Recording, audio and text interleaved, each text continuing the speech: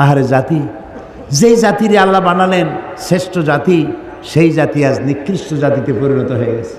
আল্লাহ তাআলা বলছেন, তহা, হে নবী, মা আনজালনা আলাইকাল কুরআন লিতাশকা, এ কোরআন আমি এই জন্য নাজিল করি নাই যে আপনার কষ্ট হবে। সুবহানাল্লাহ, বলেন সুবহানাল্লাহ। এ কোরআন এর জন্য নাজিল করি নাই যে আপনি কষ্ট পাবেন। এটা কি? ইল্লা তাজকিরা, এটা একটা নসিহত, এটা একটু উপদেশ। লিমান ইয়াখশা, যারা আল্লাহকে ভয় করে, যারা আল্লাহকে ভয় করে চলে তাদের জন্য নসিহত। আর এই নসিহত যারা মানবে তাদের কপাল খুলে যাবে। তো কপাল যদি আজ আমার পুড়ে থাকে, তাহলে কোরআন ছেড়েছি তাই কপাল পুড়েছে। এই পোড়া কপালকে জোড়া লাগাতে চান? পোড়া কপাল জোড়া লাগাতে চান? কারা কারা চান দেখি তো, পোড়া কপাল জোড়া লাগাইতে চান? আলহামদুলিল্লাহ, আলহামদুলিল্লাহ, হাত নামান। আলহামদুলিল্লাহ। আমরা আমাদের পোড়া কপাল যদি জোড়া লাগাতে চাই, তাহলে সুপার গ্লু মাখলেই হবে নাকি? সুপার গ্লুতে কাজ হবে না। আল্লাহ রাব্বুল আলামিন বলেছেন,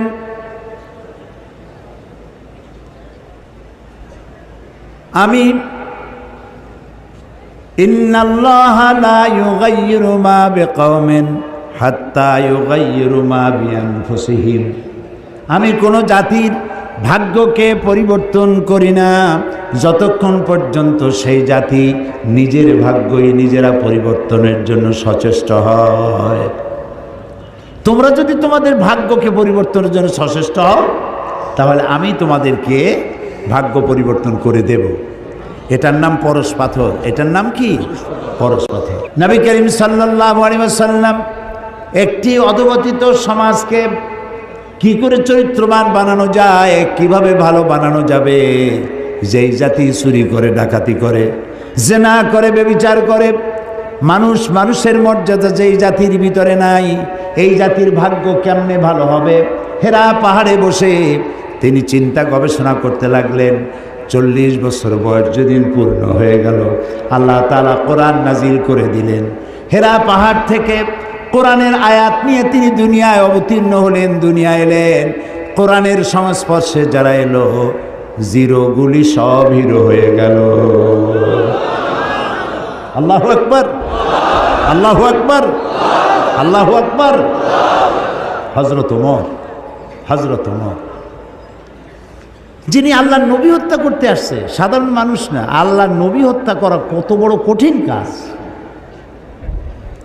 সেই রাসূলকে হত্যা করতে আসছে। এই কোরআন যখন তেলাওয়াত শুনলেন, এই জায়গাটা ঠিক আমি যেখান দিয়ে তেলাওয়াত করতেছি, এই জায়গাটা তিনি তেলাওয়াত শুনছিলেন, জীবনের পরিবর্তন হয়ে গেল।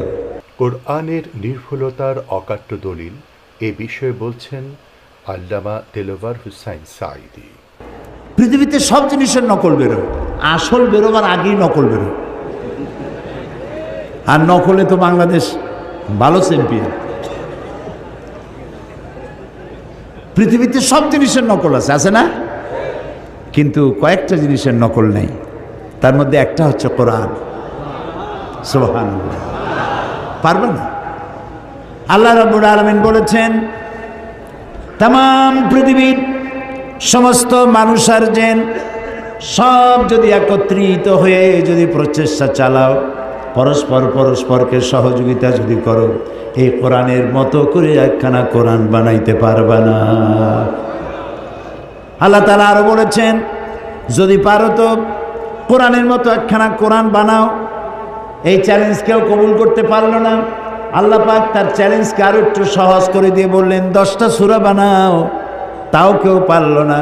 আল্লাহ এই পরীক্ষা আরো সহজ করে বললেন, ইন কুনতুম ফি রাইবিম মিম্মা নাযালনা আলা আবদিনা ফাআতু বিসূরাতিম মিন মিথলি। আমার বান্দার উপরে আমি যে কোরআন নাজিল করেছি, যদি তোমাদের সন্দেহ হয়, তাহলে কোরআনের মতো করে ছোট্ট একটি সূরার মতো করে একটা সূরা বানাও। আল্লাহ তাআলা বলেন, ফাইন লাম তাফআলু ওয়া লান তাফআলু ফাত্তাকুন নার আল্লাতী ওয়াকুদুহান নাস ওয়াল হিজারা। আল্লাহ তাআলা বলছেন পারবা না এবং কখনোই পারবা না। তো দুনিয়ার সব জিনিস নকল হয়েছে, কোরআনের নকল আজও হয় নাই, ভবিষ্যতেও হবে না। ইনজিল নাজিল করেছেন কে? আল্লাহ তাআলা। জাবুরকে নাজিল করেছেন, তাওরাতকে নাজিল করেছেন। আল্লাহ কি বলছেন ইনজিল আমি হেফাজত করব, তাওরাত আমি হেফাজত করব, জাবুর আমি হেফাজত করব? বলেন নাই। কেন বলেন নাই? কারণ বলার দরকার নাই, ও শরীয়ত তো আল্লাহ মোকাম্মল করেননি। আরও কিতাব আসবে, সেই কিতাবখানার নাম কোরআন। এইটা নাজিল হবে। এইটা নাজিল করে আর নবী আসবে না, লা নবিয়্যা বা'দি ওয়ালা রাসূলা। আল্লাহর নবী রাসূলুল্লাহ সাল্লাল্লাহু আলাইহি ওয়াসাল্লামের পর আর কোনো নবী রাসূল আসবে না, নবীও আসবে না, রাসূলও আসবে না। আর আল্লাহর পক্ষ থেকে একটি শব্দ পৃথিবীর মানুষের জন্য আর আসবে না। আর যে আসবে না, সেই জন্য আল্লাহ তাআলা এটা হেফাজতের দায়িত্ব নিলেন। আল্লাহ রাব্বুল আলামিন বলেন, ইন্না নাহনু নাযালনায যিকরা ওয়া ইন্না লাহু লাহাফিজুন। কোরআন নাজিল করেছি আমি আল্লাহ, আর এর সংরক্ষণের সবটুকুন দায়িত্ব আমি আল্লাহ গ্রহণ করেছি। প্রিয় ভাই সব, কোরআনের কথা বলতে বলতে আমি তো শেষ করতে পারবো না। জীবনে বয়স তো কম হলো না, 70-এর কাছাকাছি চলে এলো।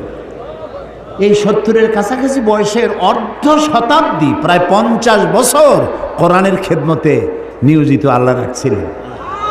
দেশে বিদেশে পৃথিবীর 5টি মহাদেশের অন্তত 50টিরও বেশি দেশে কোরআন নিয়ে দৌড়াইছি, ছুটে বেড়াইছি। এ কোরআন শুনে পর্যন্ত যারা মুসলমান হলেন আল্লাহর গোলামের হাতে, তাদের সংখ্যা 600-র কাছাকাছি হয়ে গেছে। এই কোরআন শেষ করতে পারবেন না আপনি।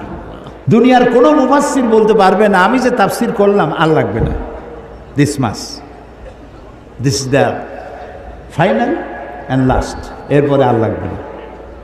কেউ বলতেও পারে নাই, কেউ লিখতেও পারে নাই।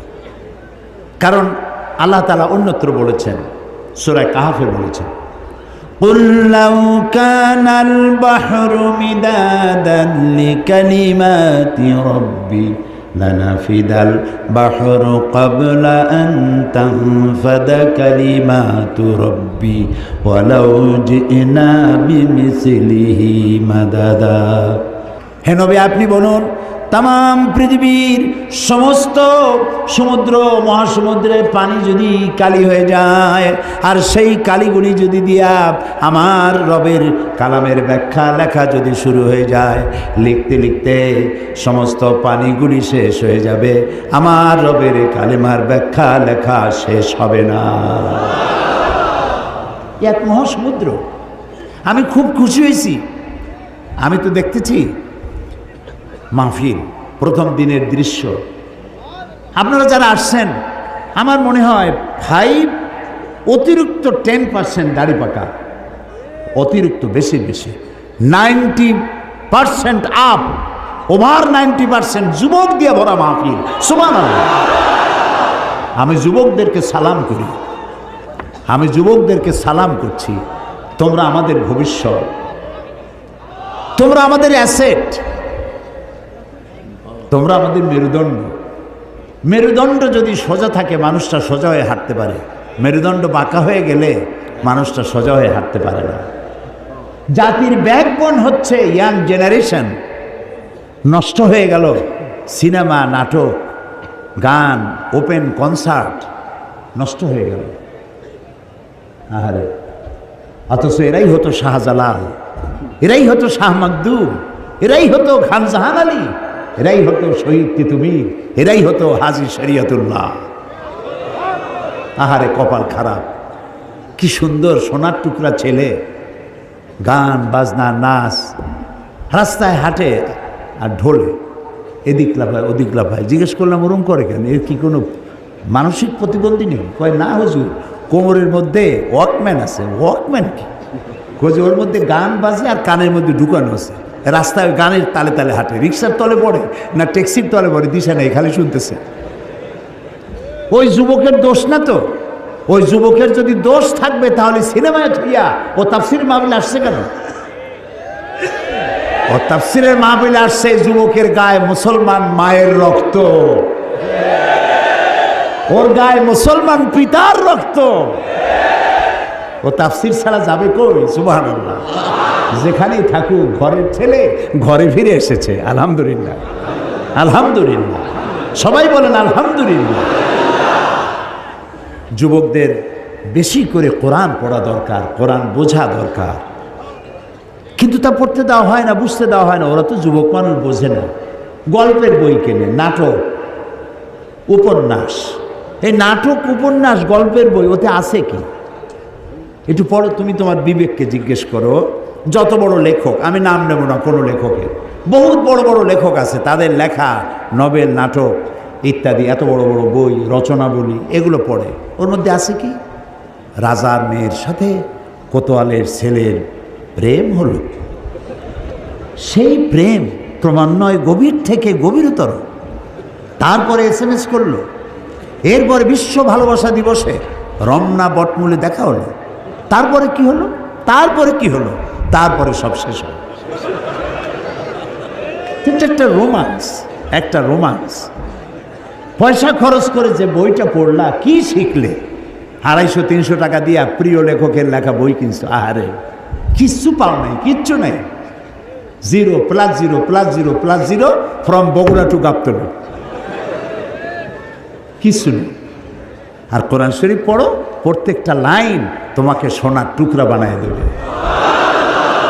আহারে কোরআন শরীফ। হযরত ওমর বলেন, জাহালাতের সময় আল্লাহর নবীকে লাঞ্ছিত করার জন্য আমি হারাম শরীফে প্রবেশ করলাম। আমি দেখতে পেলাম তিনি নামাজ পড়ছেন। মনে মনে ভাবলাম, নামাজের সময় কিছু করব না, নামাজটা শেষ হয়ে যাক। রাসূল নামাজের মধ্যে তেলাওয়াত করতেছিলেন, শব্দ করে, আওয়াজ করে তেলাওয়াত করতেছিলেন। আমি পেছনে দাঁড়ানো, নামাজ শেষ হলেই টর্চার করব। তেলাওয়াতে এত মজা লাগলো। মজা তো লাগবেই, একে তো কোরআন, আর তেলাওয়াত করতেছেন তিনি যার উপরে নাজিল হয়েছে। সুবহানাল্লাহ, সুবহানাল্লাহ, আল্লাহু আকবার। কি মজা! যার উপরে নাজিল হয়েছে তিনি তেলাওয়াত করছেন। হযরত ওমর বলেন, তেলাওয়াত শুনে মনটা পাগল হয়ে গেল। মনে মনে ভাবলাম, মুহাম্মদ সাল্লাল্লাহু আলাইহি সাল্লাম তো জীবনে কোনো কবির সাথে চলাফেরা করেন নাই। নিশ্চয়ই কোনো জিন তাকে, রাতের বেলায় কোনো জিন তাকে শিখায় দিয়েছে, নইলে মিলায় মিলায় কিভাবে বলে, এটা বোধহয় কোনো জিনের কথা হবে। হযরত ওমর বলেন, আমি যখন মনে মনে ভাবলাম গণক হয়ে গেছেন, তখন আমি শুনতে পেলাম তিনি তেলাওয়াত করতেছেন, ওয়ামা হুয়া বিকাউলি কাহিনিন কালিলাম মা তাযাক্কারুন। না না না, এটা কোনো গণকের কথা নয়। আল্লাহু আকবার। হযরত ওমর বলছেন, আমার কাছে মনে হচ্ছিল যেন আমার পায়ের তলা থেকে মাটি সরে যাচ্ছে। কি আশ্চর্য! মনে মনে যা চিন্তা করি তারই জবাব আসে। আচ্ছা, এটা জেনের কথা নয়, কবির কথা নয়, গণকের কথা নয়, তবে এটা কি? যেই না মনে আমার প্রশ্নে উদয় হলো, তবে এটা কি? অমনি রাসূল আবার তার তেলাওয়াতের মধ্যে তিনি রাসূল তেলাওয়াত করতেছেন। তিনি তো জানেন না যে পিছনে ওমর দাঁড়াইয়া অঙ্ক মিলাইতেছে। সুবহানাল্লাহ। এ কুদরত কার?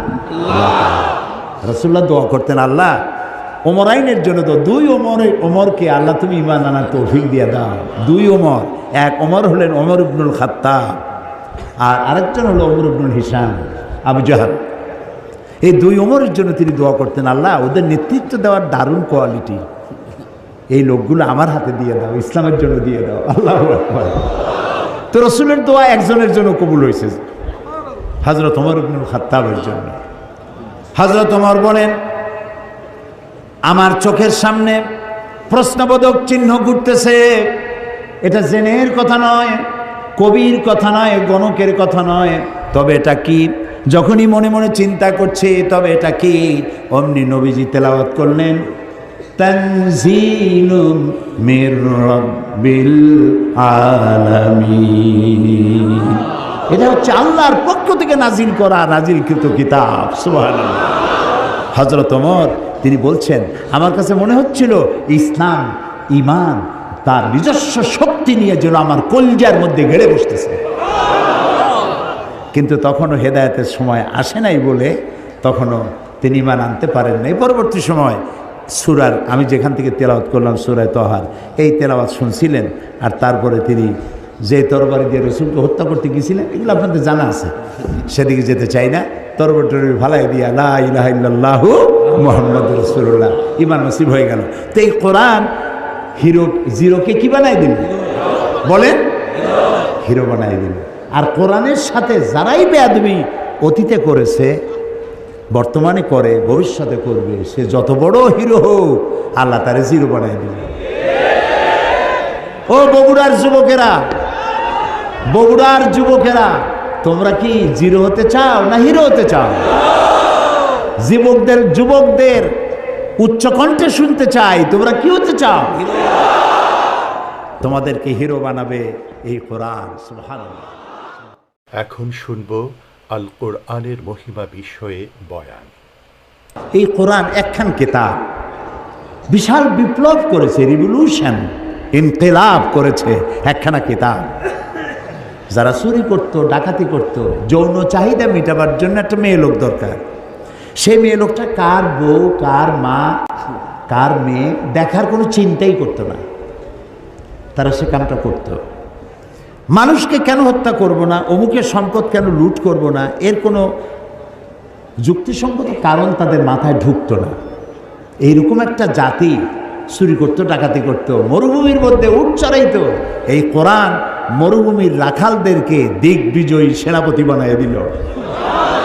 এই কোরআন মরুভূমির উটের রাখালদেরকে, ভেড়া দুম্বার রাখালদেরকে ন্যায় বিচারক বাদশা বানাই দিল, বিচারপতি বানাই দিল। আস্থা দুনিয়া অর্ধেকটা পৃথিবী মুসলমানদের পায়ের তলায় এনে দিল। সুবহানাল্লাহ। এই সেই কোরআন, যে কোরআনকে তোমরা ছেড়েছ, যে কোরআনকে আমরা ছেড়েছি, কোরআন বুঝতে চেষ্টা করি নেই। এ কোরআনের নাম কোরআন, এটার নাম কি? এটার নাম কোরআন, এটার নাম হুদা, এটার নাম শিফা, এটার নাম জিক্র, এটার নাম নূর, এটার নাম তানজিল, এর নাম কিতাব। এই নামগুলি কি আমার বাপের বানানো? আমার বানানো? এই নামগুলি কার? আল্লাহ তাআলা। ওয়াল্লাহি আমি আপনাদেরকে আমার বাপের গল্প শুনাইতে আসিনি, আজে বাজে গাঁজাখুরি কেসা কাহিনী শুনাইতে আসিনি, কোরআনের ওয়াজ করেই তো কুল পাইনি। এক শ্রেণীর লোক আছে যারা ওয়াজ করতে আসিয়া আজে বাজে গল্প কেসা কাহিনী বলে মানুষ কান্দাই টান্দাইয়া তারপরে সর্বনাশ করে থুয়ে গেল। অনেক রাত শুনলো ওয়াজ, বাড়ি যখন যায় লোকেরা জিজ্ঞেস করে এত রাত কোথায় ছিলাম? অমুক জায়গায় গেছিলাম। কেন? ওয়াজ শুনতে গেছিলাম। কি ওয়াজ? সাংঘাতিক ওয়াজ। কে ওয়াজ করলো? ও সাংঘাতিক বক্তা। তাছাড়া ভাই সবই যখন সাংঘাতিক, কি শুনলা তার দু একটা আমার শোনাও না। কই এত সময় শুনছি, তার একটা কথাও যদি আমার মনে থাকে। তো এগুলোর তো কোনো দাম নেই। ওয়াজ হচ্ছে, যুবকরা আসে না কেন? তাফসীর শুনতে আসে। সাধারণ ওয়াজ মাহফিলে, মিলাদ মাহফিল যারা করে যাইতে চায় না, কারণ ওখানে নাই কিছু সারবত্তা। একদিন নবী মুস্তফায় রাস্তা দিয়ে হাইটে যায়, হরিণ একটা বাধা ছিল গাছেরই তলায়, সাল্লাল্লাহু আলা মুহাম্মদ। আচ্ছা, কোথায় পাইছেন? আছে কোথাও? নবীর জীবনে এরকম ঘটনা কোথাও হয়েছে? নবীর নামে, রসুলের নামে আন্দাজে বানাইয়া কান্দার ভান করে মানুষ কান্দাইয়া তারপরে সর্বনাশ করে ধুয়ে গেল। আর ইয়াং জেনারেশন যারা বিজ্ঞান পড়ে, যারা ইতিহাস পড়ে, ভূগোল পড়ে, যারা ইন্টারনেট দেখে, ওয়েবসাইট দেখে, কম্পিউটার ব্রাউজিং জানে, তারা কম্পিউটার, ইন্টারনেট, ইমেল, ওয়েবসাইট, এই জগতের মানুষ তারা যখন এইসব কেসা কাহিনী শুনে তো কয় যে এ তো আদম আলাইহিস সালামের যুগের কথা কয়, এগুলো শুনে আমাদের লাভ নেই। ওরা মনে করে ইসলাম মানে সেকেলে, ইসলাম মানে হচ্ছে এই মধ্যযুগীয় ব্যাপার স্যাপার, এর মধ্যে কিছু নেই। কিছু আছে কিনা কালকে শোনাবো ইনশাআল্লাহ। এর মধ্যে কোন বিজ্ঞান চাও? কি চাও তোমরা? কি শুনতে চাও? তিবিয়ানান লিকুল্লি শাই, সব কিছু আল্লাহর মধ্যে বলে রেখেছেন। ইতিহাস আছে, 30 মধ্যে আছে কি একটু কৌতূহল হলো না জানার জন্য? আহারে কপাল। ডিসি সাহেবের কোর্ট থেকে এসপির অফিস থেকে অথবা জজ কোর্ট থেকে একটা চিঠি যদি আপনার নামে আসে ইংরেজি ভাষা, সেই চিঠিটার অর্থ আপনি জানেন না, ভাষাটা জানেন না, ইংরেজি জানেন না। এখন ওই চিঠি বোঝার জন্য আপনার কি কোনো পেরেশানি হবে নাকি হবে না? পেরেশানি হবে। এটা কি দুদকের চিঠি নাকি? এটা কি আমাকে গ্রেফতার করার চিঠি? এটা কি আমার সম্পদ সব এই কি জানি কয় নিলাম করে নেওয়ার চিঠি? জানার জন্য ছুটবেন, ভালো ইংরেজি জানে কে। যতক্ষণ পর্যন্ত চিঠির মর্ম না বুঝবেন ততক্ষণ পর্যন্ত আপনার পেরেশানি দূর হবে না। এ কথা কি মিথ্যা না সত্য? তো একটা ডিসি অফিসের সামান্য একটা চিঠি, এসপির অফিসের একটা সামান্য চিঠি, কোর্টের দুদকের একটা চিঠি বোঝার জন্য এত পেরেশানি হয়? অত বড় আকাশটার মালিক, জমিনের মালিক, আমার মালিক একখানা চিঠি দিয়েছেন নাম কোরআন শরীফ, এইটা জানার জন্য আগ্রহ সৃষ্টি হলো না, পেরেশানি হলো না? আহারে পোড়া কপাল। সারাটা জীবন সূরা ফাতিহা দিয়ে নামাজ পড়লাম, অর্থও জানি না, ব্যাখ্যাও জানি না। আহারে কপাল, বদকিসমত এই জাতি। এই কোরআনের এ কিতাবের যতগুলি নাম আছে তার মধ্যে একটি নাম হচ্ছে কোরআন। এটাকে আমরা হুদা যদি বলি অনেকে চিনবে না, ওই কি এর হুদা? হুদা মানে বরিশালে ওদিকে হুদা মানে খালি হুদাহুদি বলে। হ্যাঁ হুদা, এখানে কি বলে? আচ্ছা না বললেও কোনো এক সময় বলবেন। তো হুদা বললে বুঝবে না, তানজিল বললে বুঝবে না, নূর বললে বুঝবে না, সেবা বললে বুঝবে না। সব থেকে কোন নামে চেনে এটাকে? কোরআন। তারপরে ফোরকান বললেও চেনে। তা আবার চিন্তা করে ফোরকান তো 4 কান, এটা কি? ওটাও বুঝবে না। কোরআনই ভালো করে বুঝবে। তার প্রথম নামটাই হলো কোরআন। কোরআন মানে কি? কোরআন শব্দের অর্থ হচ্ছে বহুল পঠিতব্য, বহুল পঠিত, যা বারবার পড়তে হয়।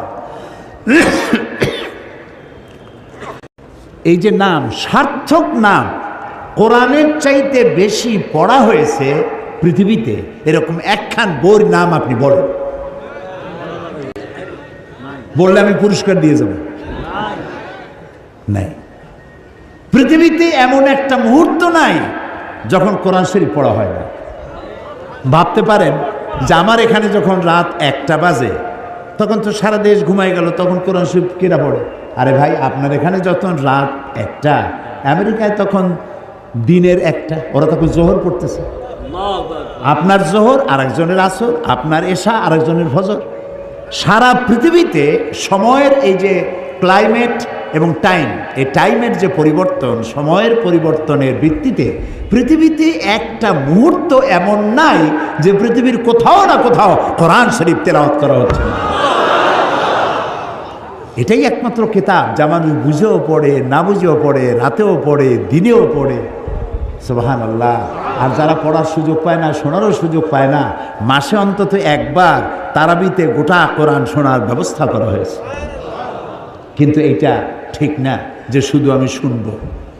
কোরআন বহুল পঠিত, এর থেকে বেশি পড়া হয়েছে এমন কোনো কিতাব পৃথিবীতে নাই। 1। 2 নম্বরে এর নাম হলো কিতাব। এর নাম কি? কিতাব। কিতাব মানে লেখা, কিতাবাত করা, লেখা। কোরআনের চাইতে বেশি লেখা হয়েছে, কোরআনের চাইতে বেশি প্রিন্টেড হয়েছে, ছাপা হয়েছে। এরকম একখানা বইয়ের নাম কি বলতে পারবেন? নাই। পৃথিবীর সর্বাধিক প্রিন্টেড, সর্বাধিক ছাপা লেখা হয়েছে যে কিতাব, তার নাম কোরআন শরীফ।